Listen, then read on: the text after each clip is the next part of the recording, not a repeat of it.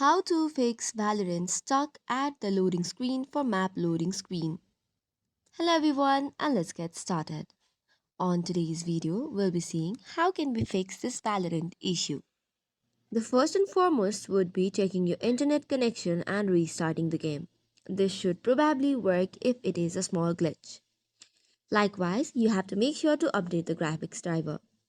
Make sure the graphic drivers are up to date and you can also update them through the manufacturer's website or third-party software. Likewise, make sure to run Valorant as administrator.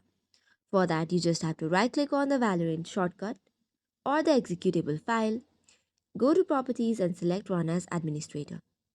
Likewise, press on Windows key plus R to open the run tab and type in percentage local app data percentage. It will open the file explorer whereby you have to search for the Valorant file.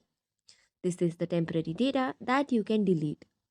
Once deleted, you can now update the Valorant application from the Microsoft Store and again try to access it.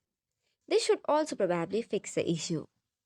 However, if it does not, you have to try to reinstall the Valorant again and also close the background applications which might be taking the system resources. So this is some of the ways that you can try. For more such contents, do not forget to hit the like and subscribe button. Thank you and keep watching.